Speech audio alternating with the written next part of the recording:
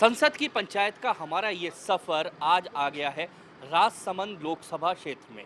राजसमंद के अगर ऐतिहासिक पृष्ठभूमि की बात की जाए तो मेवाड़ की धार्मिक राजधानी कहा जा सकता है राजसमंद को। इस समय जहां हम खड़े हैं उसके पीछे है द्वारकाधीश मंदिर और यहीं पर नाथद्वारा का ऐतिहासिक मंदिर भी इसी लोकसभा क्षेत्र के अंतर्गत आता है। राजसमंद की अगर बात की जाए तो यहाँ जो मेवाड़ था, मेवाड़ के राजा थे राज जी, उन्होंने यहाँ की स्थापना की थी। उन्होंने राणा राव जो थे, उन्होंने यहाँ पर राजसमंद झील का निर्माण करवाया। उन्हीं के नाम पे राजसमंद झील का नाम पड़ा और उसी के चलते इस कस्बे का नाम का नाम राजसमंद पड़ा। 1991 में राजसमंद जिला बना और उसके बाद पिछले चुनाव में अगर यहाँ की राजनीतिक पृष्ठभूमि की बात की जाए तो पिछले चुनाव में ही परिसीमन के बाद राजसमंद नई लोकसभा सीट बनी। पहली बार लोकसभा सीट बनी राजसमंद और पिछला जो यहाँ पर चुनाव हुआ उस चुनाव में परिसीमन के बाद एक बार अगर लोकसभा सीट की बात की जाए तो नागौर जिले की 2 विधानसभाओं सीट को, अजमेर की एक विधानसभा सीट को जिले की, उसके अलावा पाली जो जिला है उसकी एक विधानसभा सीट और राजसमंद जो जिला है उसकी 4 विधानसभा सीटों को जोड़कर नया लोकसभा क्षेत्र ये बनाया गया। और पिछले चुनाव में कांग्रेस ने यहाँ से जीत दर्ज की। कांग्रेस के गोपाल सिंह शेखावत यहाँ से जीते। उन्होंने भारतीय जनता पार्टी के रासा सिंह रावत को चुनावों में हराया। अब हम यहाँ पर सफ़र करेंगे, जानेंगे कि आखिर लोगों के मन में क्या है इस लोकसभा सीट में। विधानसभा के जो परिणाम रहे वो कांग्रेस के लिए अच्छे नहीं रहे। हालांकि पिछली बार कांग्रेस ने सीट जीती थी। अब देखना यह है कांग्रेस अपना कब्जा बरकरार रख पाएगी या भारतीय जनता पार्टी अपना यहाँ पर पहली बार, क्योंकि पहली बार ही पिछली बार चुनाव हुए थे इसलिए अब के अपना खाता खोल पाएगी या नहीं।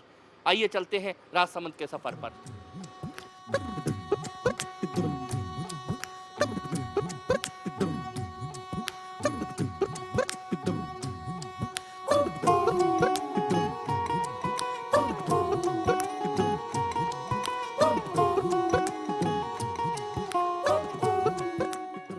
राजसमंद में अब हमारे साथ हैं हमारे संवाददाता आशीष चौधरी।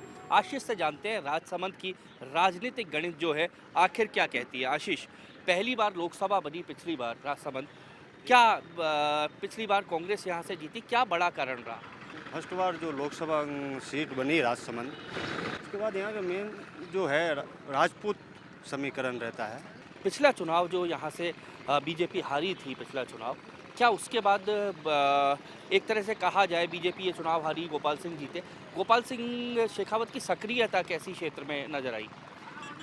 आशीष मैं बता दूं, 5 साल से गोपाल सिंह शेखावत राजसमंद लोकसभा सीट पे, यहाँ की जो जनता का मानना है कभी सांसद महोदय हमारे बीच में आए नहीं।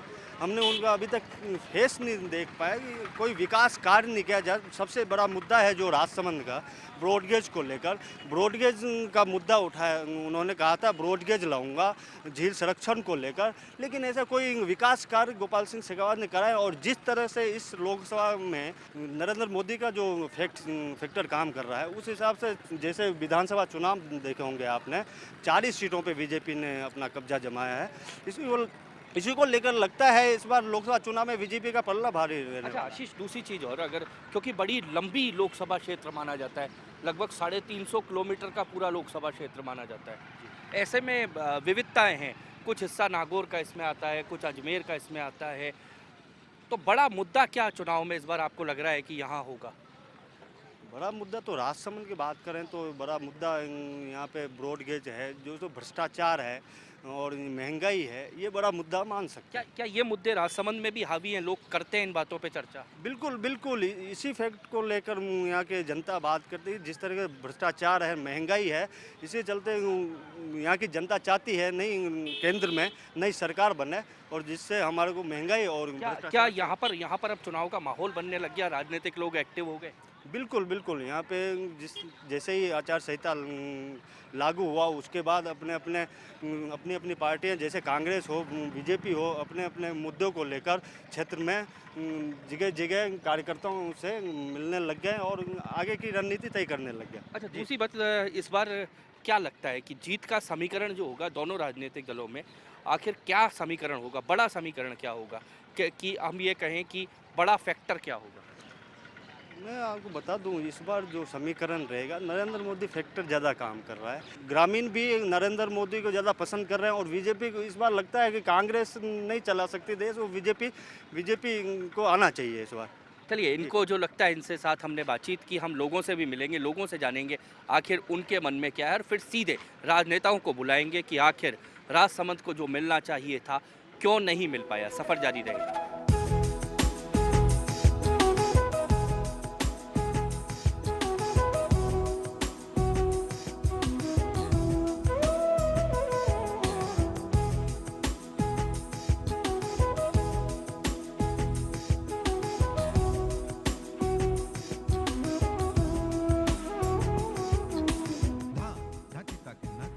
एशिया की सबसे बड़ी मानव निर्मित झील राजसमंद के कारण तो राजसमंद प्रसिद्धि है, साथ में दूसरी इसकी प्रसिद्धि का कारण है यहाँ का मार्बल मंडी के नाम से राजसमंद को जाना जाता है। बड़ा मार्बल का यहाँ पर उद्योग है और हम यहाँ राजसमंद के पास में पीपलडा एक गांव है, उस गांव में हम लोग आए हुए हैं।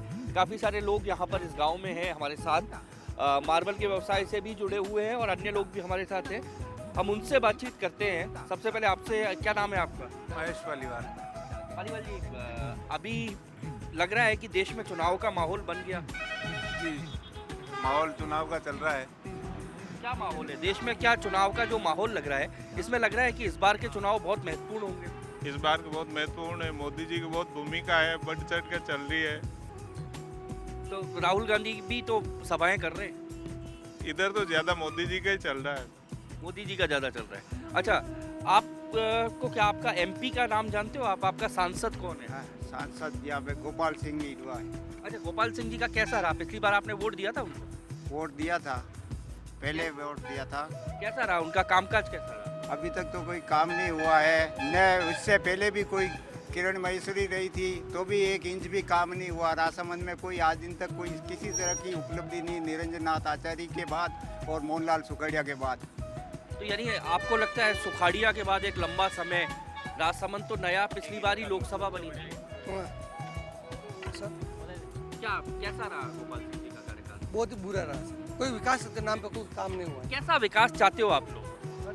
विकास तो क्या है सर, हर आदमी अपने पैरों पर खड़ा हुआ है। मूलभूत आवश्यकता जैसे शिक्षा, स्वास्थ्य, रोजगार के अवसर पैदा हो देश के अंदर, उसकी ज़रूरत है। तो इसके लिए ये राजसमंद अभी यहाँ मार्बल की मंडी है, लेकिन मंडी अभी भी विकसित नहीं हुई है। यहाँ पर हमारे यहाँ अभी ब्रॉडगेज से नहीं जुड़ा हुआ है। ऐसी बड़ी बड़ी मांगे हैं जो अभी तक हमारा कोई चिकित्सा की कोई अच्छी जिला लेवल बन गया, लेकिन कोई चिकित्सा की कोई व्यवस्था सही तरीके से नहीं है। ऐसी कोई व्यवस्था हो सरकार से, हमें उम्मीद है यही रखते हैं। सरकार से उम्मीद है आप लोगों को, ये कह रहे हैं सरकार से उम्मीद है। क्या सारी उम्मीदें सरकार से ही रखनी चाहिए या वोट देते हो तो इसलिए उम्मीद रखते हो? हम वोट देते हैं तो विकास की सबसे मायना है। विकास नहीं हो पा रहा है तो कुछ नहीं है। हमारे सांसद महोदय, विधायक महोदय अभी कुछ भी काम नहीं कर रहे हैं यहाँ पे। ये वादे तो करके जाते होंगे ना बहुत सारे। जाते केवल झूठे बातें करते हैं, काम नहीं करते। 5 साल गोपाल सिंह जी को हमारे को जब वोट चाहिए था तो वो नजर आए थे, उसके बाद एक भी बार हमारे को यहाँ पे नजर आने का उनका कोई काम नहीं है। चलो, गोपाल सिंह जी को वोट दिया तब वो नजर आए, आप बीजेपी को भी वोट देते होंगे। क्या ये दोनों पार्टियां कैसी हैं? मैं तो ये पूछ रहा हूँ कि क्या दोनों वादे निभाते हैं? एक जैसी है सर। वादे तो क्या है, अब बातें तो सब करते हैं बड़ी बड़ी, पर काम नहीं होगा। बस हम तो सब दोनों एक ही जैसी है सर, कोई फर्क नहीं। आम आदमी के तो वही का वही खुद को ही करना पड़ता है, बाकी ना तो बीजेपी वाले करते हैं ना कांग्रेस वाले करते हैं। अच्छा, कोई नहीं करता। उम्मीद है आपको क्या उम्मीद है कि दोनों करते हैं? नहीं, कोई नहीं करता सर। ये आप पार्टी आ रही है, ये गंदगी साफ कर रही है, इसी हिसाब से गंदगी साफ हो जानी चाहिए। और आप पार्टी की तो ये क्या नेता लोग गंदगी है? हाँ सर, ये सब गंदगी है, भ्रष्टाचार है इनके साथ, पूरा भरा हुआ भ्रष्टाचारी है सर। ये कह रहे हैं नेता लोग गंदगी है, आपको लगता है?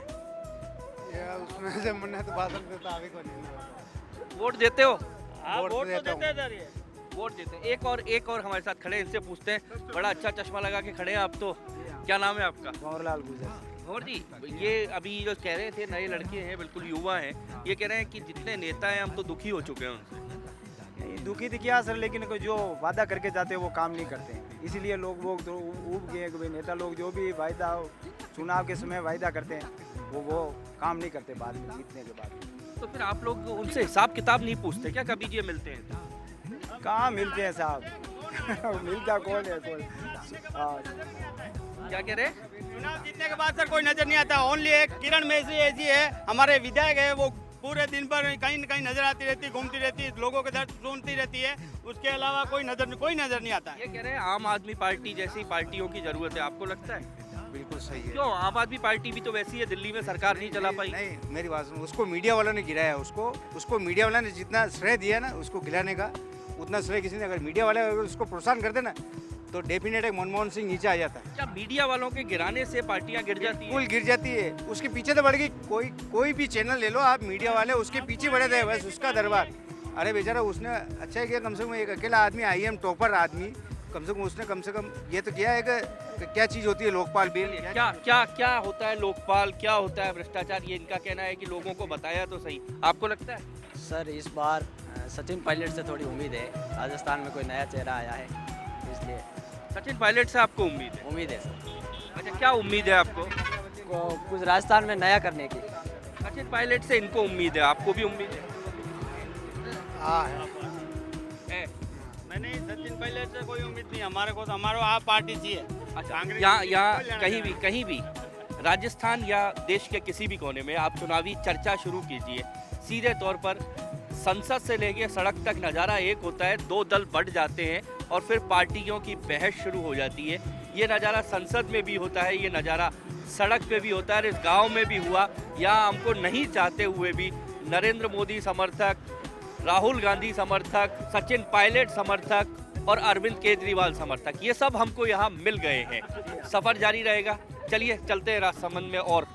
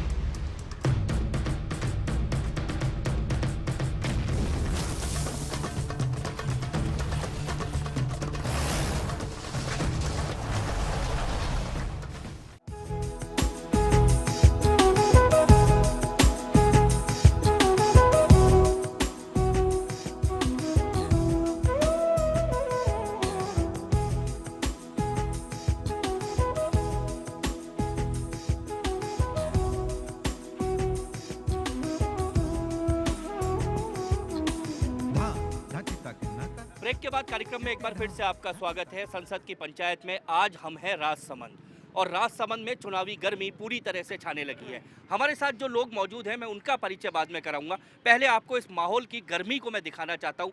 यहाँ पर बहुत सारे समर्थक भारतीय जनता पार्टी वाले यहाँ पर खड़े हैं, इस तरफ खड़े हैं कांग्रेस के समर्थक हैं, वो भी यहाँ पर खड़े हैं, और इस तरफ आम आदमी पार्टी, यानी कि कुल मिलाकर पूरी तरह से चुनावी माहौल यहाँ पर तैयार है। और मैं अब यहाँ पर परिचय कराऊंगा जो लोग हमारे साथ हैं। हमारे साथ यहाँ पर कांग्रेस से हैं देवकी नंदन गुर्जर जी, जिन्हें काका के नाम से यहाँ पर जानते हैं। हमारे साथ यहाँ पर बंसीलाल जी हैं, पूर्व विधायक हैं, और अमित हैं आम आदमी पार्टी से। ये तीनों लोग हैं, और इसके अलावा राजसमंद की आम जनता यहाँ पर हमारे साथ है, पार्टी समर्थक भी हैं। सबसे पहले मैं देवकी नंदन जी आपके पास आऊँगा। आपके सांसद यहाँ 5 साल थे। लोगों से जब हम बात करते हैं विकास की, डेवलपमेंट की, यहाँ के मुद्दों की, तो लोग आपके सांसद के कार्यकाल को नकारते हैं, क्या कारण है? सर ऐसा कुछ नहीं है। सांसद साहब ने जो काम किए, जितना उनका अधिकार, जितनी व्यवस्था थी, उन्होंने पूरी ईमानदारी से व्यवस्था काम किया। जैसे कि हमारे PMGSY की जो रोडें हैं ना, आज राजसमंद ज़िले में जितने भी रोडों का नेटवर्क है पिछले 60 साल में नहीं हुआ। आज राजसमंद से रेलमंगरा से खमनौर से मावली, और जो भी अपने ये कुंभलगढ़ और ये जितना भी क्षेत्र है, जितने भी PMGSY के लिए और जितनी भी रोडें हैं, ये 4 लेन के रोडें हैं। आदरणीय डॉक्टर CP जोशी साहब के और सांसद साहब की वजह से आज अपने राजसमंद से, अपने भीलवाड़ा से राजसमंद और अपने गोमती से लेकर उदयपुर जो 4 लाइन है ना, ये सभी सांसद साहब की वजह से है। और देवकी नंदन जी, एक बड़ी समस्या जो लोग यहाँ पर कहते हैं कि ब्रॉड गेज का वादा किया था, ऐसा कुछ नहीं, वादा कुछ नहीं किया। वादा तो हमारे किरण माहेश्वरी जी रोज़ वादा करती है। किरण माहेश्वरी जी रोज़ बात कर, 5 साल पहले भी वो सांसद रह चुकी है, उसके बाद एमए रही है। उसने कहा केवल अपने एक बार वो लालू जी का जब चित्तौड़ आए थे ना, स्टेज के बैठने के लिए बड़ी बड़ी घूम रही थी इधर से उधर, बाकी ऐसा कुछ नहीं किया। किरण जी की ड्यूटी थी, वो भी करे। जब संसद थी क्या उसने उठाया? केवल चिट्ठी लिखनी। केवल चिट्ठी लिखनी। बंसीलाल जी, मैं माननीय देवकीनंद जी के जो स्टेटमेंट है मैं उनको नकारता हूँ। हमारे राजसमंद लोकसभा क्षेत्र के कांग्रेस के सांसद गोपाल सिंह जी शेखावत को यहाँ 5 साल बीत गए, पर क्षेत्र में न किसी गरीब की कोई आवागत पूछी, न कोई विकास के काम किए। और जो बात देवकीनंद जी कह रहे हैं सम्माननीय, वो एकदम झूठ है, असत्य बयान कर रहे हैं। जबकि यहाँ के हमारे ये जो 4 लेन है पहले से प्रस्तावित थी, और मुझसे उनका हमारे माननीय विधायक महोदया ने विधानसभा में भी मुद्दा उठाया है, और सांसद थे माननीय आप रुकिए, आपकी बात हो गई, अब मुझे बोलने दीजिए। आपकी बात होगी, मेरे बीच में नहीं बोला। आप रुकिए। पर जो वादा हमारे भारतीय जनता पार्टी के नेतृत्व ने किया है, पूरा किया है। और ना क्या मैं अमित आपके पास आऊंगा। ये दोनों राजनीतिक दल तो हैं, क्या वादे पूरे किए? सर, हमने दोनों पार्टियों का शासनकाल देख लिया है, सांसद का काल देख लिया है। हम दोनों ही पार्टियों से संतुष्ट नहीं हैं। आम जनता की, आम आदमी की बात कर रहा हूं मैं। दोनों का काल हम देख चुके हैं। सिर्फ वादे हैं, सिर्फ चुनावी वादे। और अब आम आदमी जाग गया है। आम आदमी को पता है कि 65 सालों से दोनों पार्टियां ठग रही है। इसलिए अब यहाँ पर अगले लोकसभा इलेक्शन में हम ईंट का जवाब पत्थर से आम पीछे से कुछ आवाजें आ रही है, हम सीधे चलते हैं लोगों के पास। क्या आपको क्या लगता है?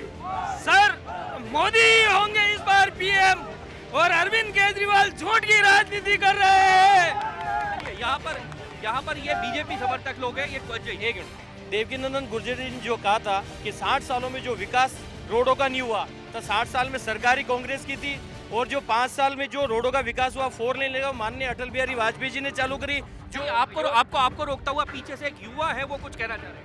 मैं सिर्फ आम आदमी पार्टी से ये पूछना चाहता हूँ कि सिर्फ वो अपने जो कार्यकाल 49 दिन का उनको दिया, उसमें वो कुछ नहीं कर सकी, तो अभी और आगे बना के उनको क्या फायदा करेगी वो?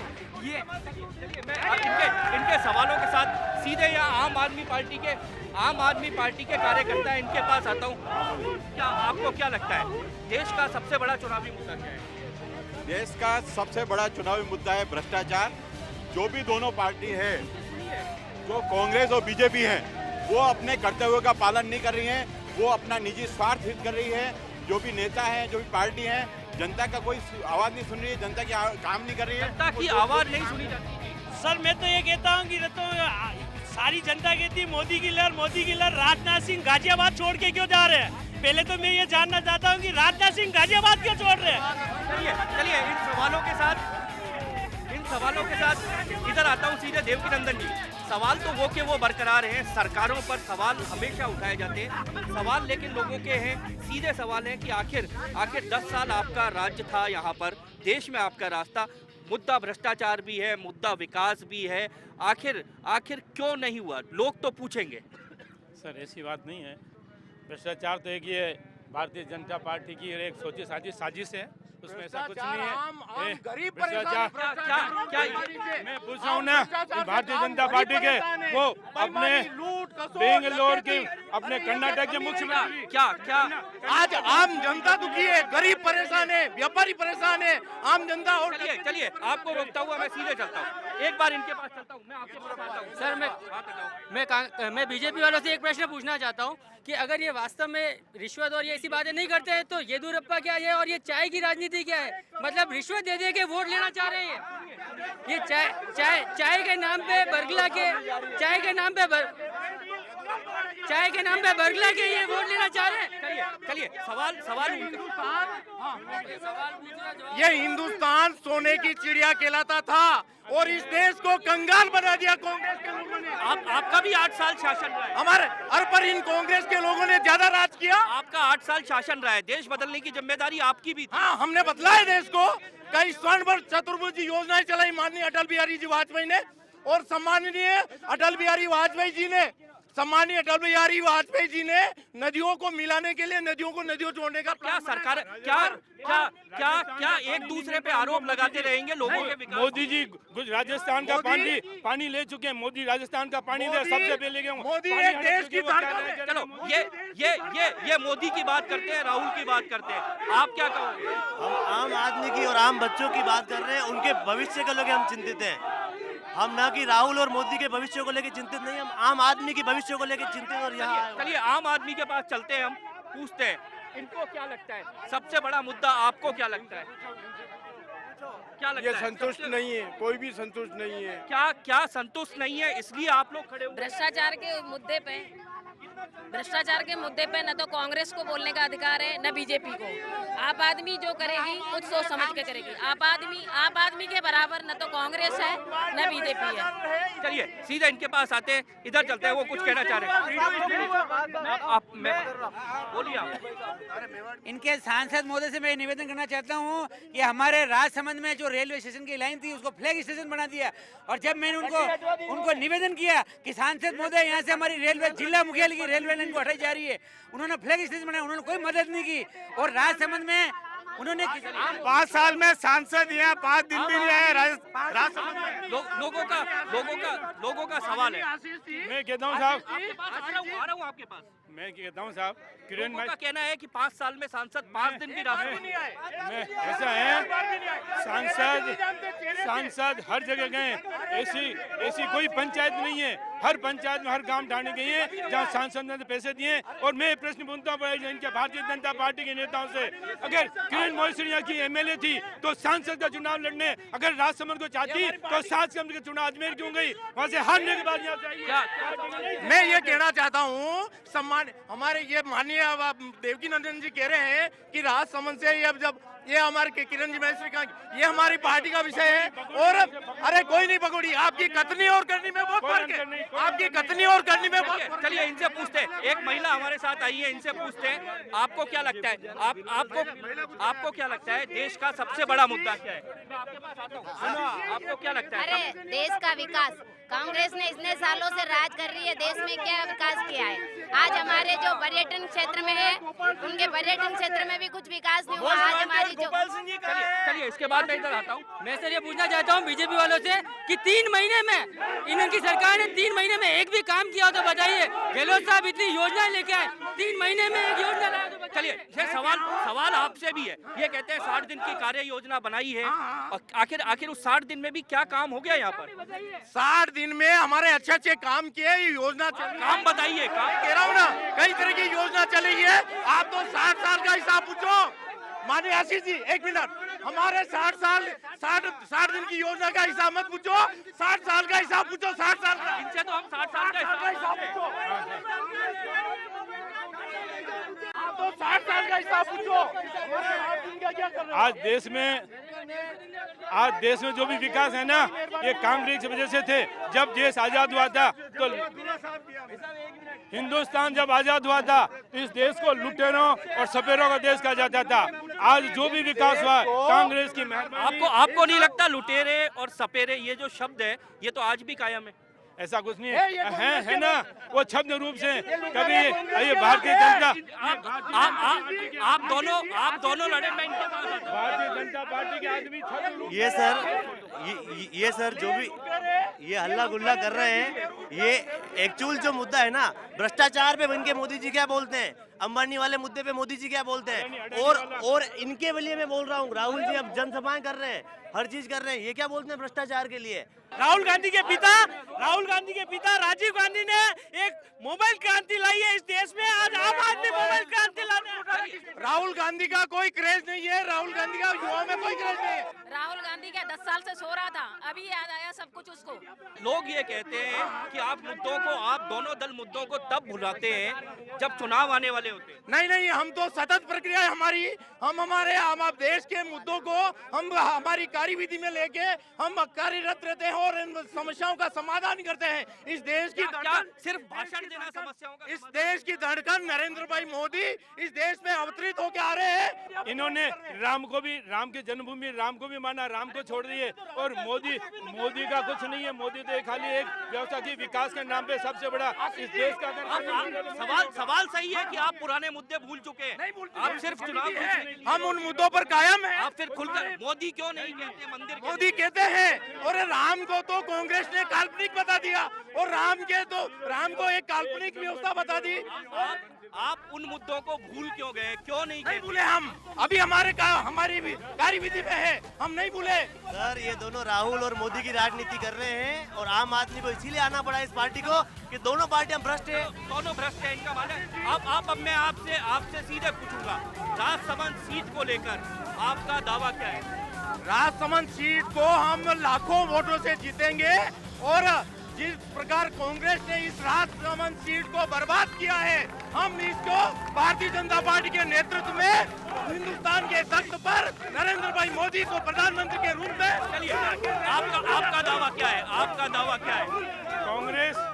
कांग्रेस ने काम किया। आपका दावा क्या है? 8 सीटें हारी हुई है, ये भी ध्यान रखिए। ऐसा है सर, 8 सीटों में मैं भलाई नहीं हूँ, लेकिन इन्होंने जो झूठे वादे किए 60 दिन की जो कार्य योजना उसमें फेल हुए हैं, इसलिए जनता बिल्कुल रिवर्स उल्टा काम करेगी और इनको हटा के। आपका दावा क्या है? सर दिल्ली तो अभी झांकी है और पूरा देश बाकी है। हम 320 सीटों पे लोकसभा चुनाव उतर रहे हैं और नतीजे आपके सामने देखने को मिलेंगे आपको। तो यहाँ पर इनके जो दावे हैं, इनके जो वादे हैं, वो हम जनता की अदालत में छोड़ते हैं और संसद की पंचायत में। हमारा यहाँ मकसद कोई फैसला सुनाना नहीं है, बल्कि हम देखना चाहते थे कि आखिर किन मुद्दों पर, किन दावों पर यहाँ लोग चुनाव लड़ेंगे।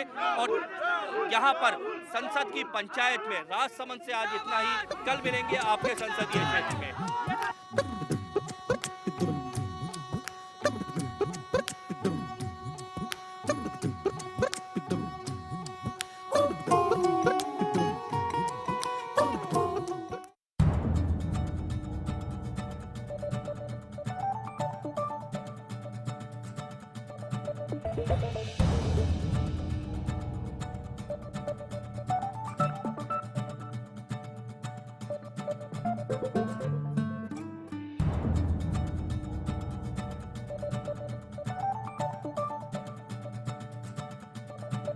Thank you.